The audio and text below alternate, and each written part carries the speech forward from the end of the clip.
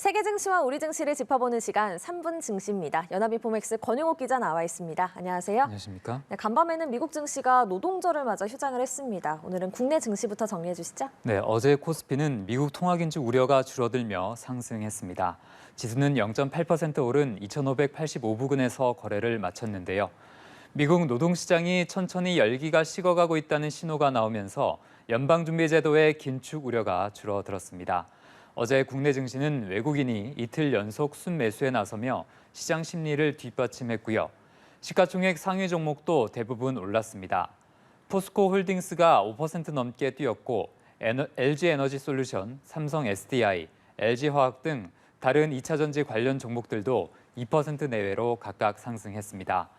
반도체 대표주인 삼성전자는 강보합권을 보였지만 SK하이닉스는 약보합에 머물렀습니다.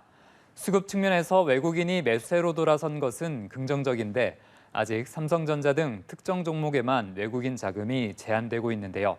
미국 장기 국채 금리도 높은 수준을 유지하면서 국내 증시의 상단을 어느 정도 막고 있다고 볼 수 있겠습니다. 네, 또 어제는 중국 쪽에서도 모처럼 긍정적인 소식이 있었다고요? 네, 그렇습니다. 채무 불이행, 즉 디폴트 위기에 빠졌던 중국의 부동산 업체가 위기를 일단 모면했는데요.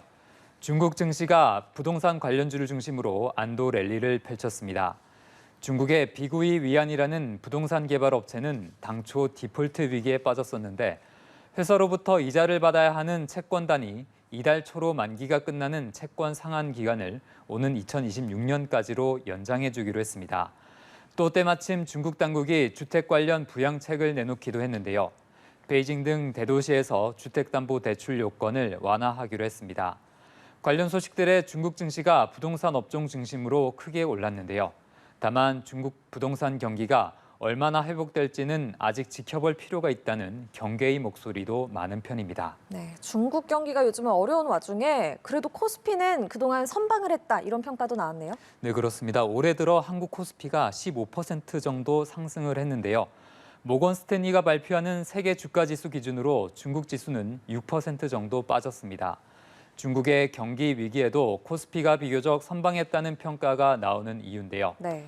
기본적으로 반도체 업황이 반등할 것이라는 기대가 국내 증시에 긍정적으로 작용하고 있습니다. 또 중국 증시를 이탈한 글로벌 자금이 일본과 더불어 한국까지 옮겨온 것도 있는데요. 그런데 중국의 경기 위기가 장기화될 때 국내 증시도 결국 악영향을 받을 것이란 관측도 나오고 있습니다. 중국에 대한 수출이 전체의 20%를 차지하는 한국의 경우 올해 들어 지난달까지 중국에 대한 수출 규모가 전년 동기 대비 25%나 줄었는데요. 세계 최대 투자은행인 골드만삭스도 이와 관련해서 우려의 목소리를 내놨습니다. 골드만삭스는 한국을 비롯한 인접 국가들이 결국 중국의 최대 무역 파트너인 만큼 중국 수요가 약해지면 그 여파가 한국 주식시장까지 이어질 것이라고 내다봤습니다. 네, 마지막으로 오늘 코스피 전망 짚어주시죠. 네, 오늘 코스피는 뉴욕 증시 휴장 등의 영향으로 보합권 근처에서 출발할 것으로 전망됩니다. 중국 부동산 위기가 한 고비를 넘겼다는 소식은 국내 시장에도 호재가 될 것으로 보이는데요. 미국 경기가 침체 없이 조심스럽게 과열 국면을 넘어가게 되는, 즉 경기 연착륙에 대한 기대도 커지고 있습니다. 다만 여전히 높은 수준의 미국 장기 국채 금리는 주식시장에 부담이 될 것으로 관측됩니다. 네, 알겠습니다. 3분 증시 권용옥 기자와 함께했습니다. 고맙습니다.